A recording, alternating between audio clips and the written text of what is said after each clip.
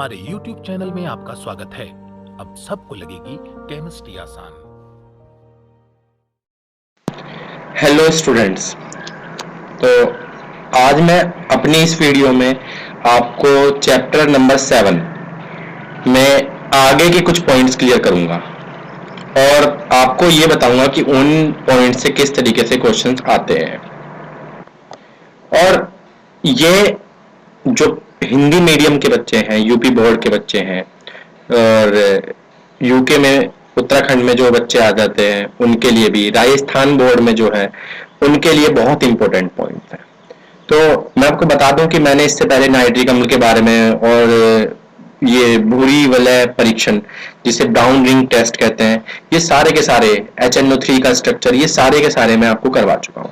तो मैं आज जो पढ़ाने वाला हूं वो है फास्फोरस के अपर रूप।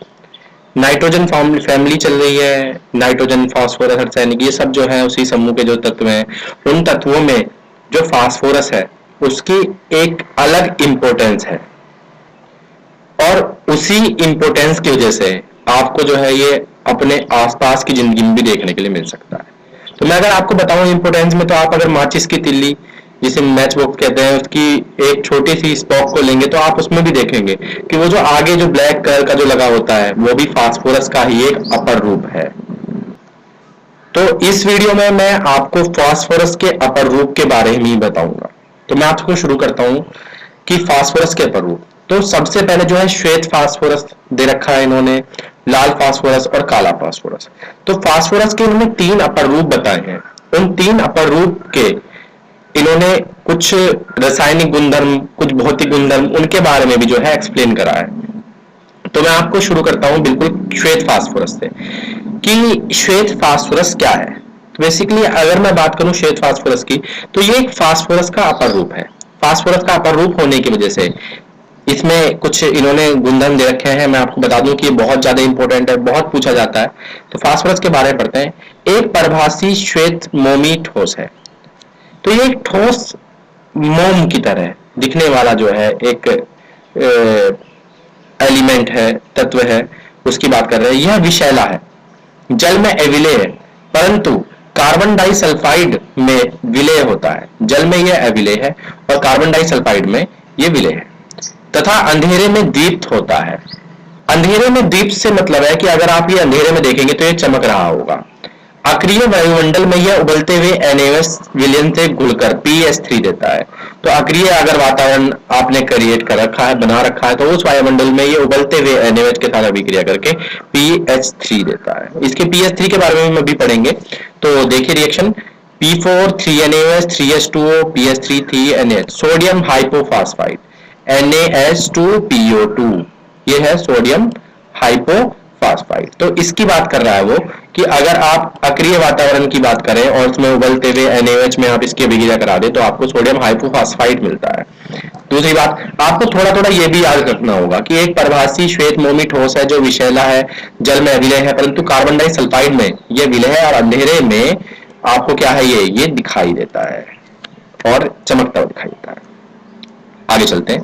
P4 अणुओं में कोणीय तनाव के कारण, जिनमें कोण केवल 60 डिग्री का है, श्वेत फास्फोरस कम स्थायी है। अब ये चीज क्या है, अगर आपको P4 का स्ट्रक्चर देखें, ये देखो यहाँ पे अणु के जो इन्होंने स्ट्रक्चर बना रखा है, इसमें देखो P4 का, तो इसमें 60 डिग्री का कोण बना रखा है और ये कोण बहुत कम है। ये जो कोणीय तनाव है, ये कोणीय तनाव यहाँ पे जो है उपस्थित हो जा रहा है, उस कोणीय तनाव की वजह से ही आपको ये देखने के लिए मिलेगा कि ये अस्थाई है, मतलब स्थाई भी है, बहुत ही कम स्थाई है। तो इनकी बात करता है वो कि श्वेत फास्फोरस कम स्थाई है। यहां पे देखिए आप, आगे चलते हैं। तथा सामान्य परिस्थितियों में दूसरी ठोस प्रावस्थाओं से अधिक क्रियाशील है। ये अधिक क्रियाशील है। यह वायु में तेजी से आग पकड़कर P4O10 के सघन श्वेत धूम देता है। तो अगर वायु में देखें तो वायु में ये नाप अभिक्रिया करके P4O10 देता है। ये वायु से इसकी अभिक्रिया इन्होंने कर रखी है, इस चीज में बदल के। यह विविक्त चतुष्फलकीय P4 अणुओं से बना होता है, जैसा कि चित्र में दिखाया है। तो ये चित्र आपको इसमें बनाना है श्वेत फास्फोरस का। अभी लाल फास्फोरस का बनाएंगे, पहले जो है आप श्वेत फास्फोरस का अभिक्रिया करके और ये चित्र बना देंगे। तो ये क्या है, चतुष्फलकीय विविक्त चतुष्फलकीय इसकी आपने जो है संरचना देखी है यहाँ पे। तो आगे चलते हैं, आगे हम देख रहे हैं काला फास्फोरस। तो सॉरी लाल फास्फोरस, इसकी बात कर रहे हैं कि ये जो लाल फास्फोरस है यह श्वेत फास्फोरस को अक्रिय वातावरण में 573 ताप पर कई दिनों तक गर्म करने पर प्राप्त होता है। तो वो आपसे ये पूछ सकता है कि मुझे लाल फास्फोरस चाहिए श्वेत फास्फोरस से, तो मैं किस प्रकार प्राप्त करूंगा। तो आपको क्या बताना है कि 573 केल्विन ताप पर कई दिनों तक गर्म करने पे आपको श्वेत से लाल फास्फोरस प्राप्त हो जाता है। जब लाल फास्फोरस को उच्च दाब पर गर्म किया जाता है तो काले फास्फोरस की प्रावस्थाओं की श्रेणियां प्राप्त होती हैं। ये चीज भी इंपॉर्टेंट है कि काला फास्फोरस, तो लाल फास्फोरस लोह जैसे दूसर चमकने वाला होता है। यह गंधहीन, अविषैला तथा जल एवं कार्बन डाइसल्फाइड में अविलेय है। तो ये दोनों में अविलेय है। रासायनिक रूप से लाल फास्फोरस श्वेत फास्फोरस की तुलना में बहुत कम क्रियाशील होता है। यह अंधेरे में दीप्त नहीं होता, यह बहुलकी होता है।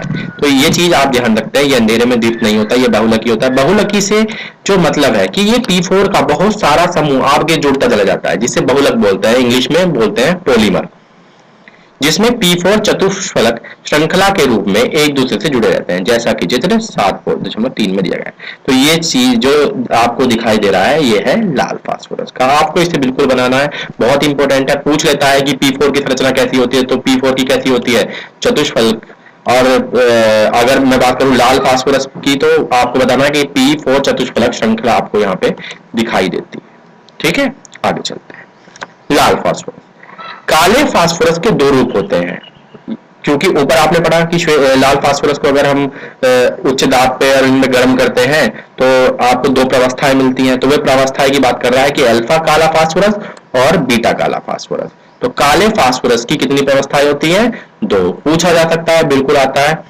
लाल फास्फोरस को 803 केल्विन पर बंद नलिका में गर्म करने पर अल्फा काला फास्फोरस बनता है। तो ये चीज है अल्फा काला फास्फोरस बनाने की विधि। इसे वायु में उत्पादित किया जा सकता है तथा क्रिस्टलीय अपारदर्शी एकांताक्ष या त्रिसमंताक्ष होते हैं। यह वायु में ऑक्सीकृत नहीं होता। ठीक है, ये भी चीज है। बीटा काला फास्फोरस श्वेत फास्फोरस को 473 केल्विन ताप पर उच्च दाब पर गर्म करके बनाया जाता है। तो बीटा काला फास्फोरस कैसे बनाया जाता है, श्वेत फास्फोरस को 473 केल्विन ताप पर उच्च दाब पर गर्म करने, यह वायु में 673 केल्विन तक नहीं जलता। इतना इसे टेम्परेचर देना पड़ेगा अगर आपको ये जलाना है। तो ये जो सारे आपको देखे हैं ये बिल्कुल इसी तरीके से आपको फास्फोरस के क्वेश्चन देखने के लिए मिल सकते हैं। काला फास्फोरस है, अल्फा काला phosphorus, alpha black phosphorus, alpha beta black phosphorus और लाल फास्फोरस, श्वेत फास्फोरस, इनके बहुत सारे क्वेश्चन आपको देखने के लिए मिल सकते हैं। तो सारे क्वेश्चन रिएक्शन इंपोर्टेंट है, सारी की सारी छोटी छोटी, इसमें कि इतने से इतने गर्म करेंगे, इतने से इतने गर्म करेंगे, ये सारी इंपोर्टेंट है। इनके जो ये संरचना है ये भी बहुत ज्यादा इंपॉर्टेंट है। तो इन सारी इंपॉर्टेंट चीजों को अपनी कॉपी में राइट डाउन करेंगे और आगे फिर हम इससे आगे क्या पढ़ेंगे, फॉस्फीन। अभी आपने PS3 ऊपर बनवाया भी था कि PS3 मिल जाता है हमें ये यहाँ पे P4 को 3NOH के साथ गर्म करने पे। तो फॉस्फीन के बारे में हम यहाँ पे पढ़ेंगे, फॉस्फीन के गुणधर्म, रासायनिक गुण, भौतिक गुण और उसके उपयोग, ये बहुत ज्यादा इंपॉर्टेंट है, आ जाते हैं इनसे भी क्वेश्चन। तो ये सारी हमें जो है आगे पढ़ने हैं। तो थैंक यू फ्रेंड्स, मैं इस वीडियो में आपसे यहीं पे ही एंड करता हूं और फिर मैं अगली वीडियो में फॉस्फीन आपको पढ़ाऊंगा। Thank you friends.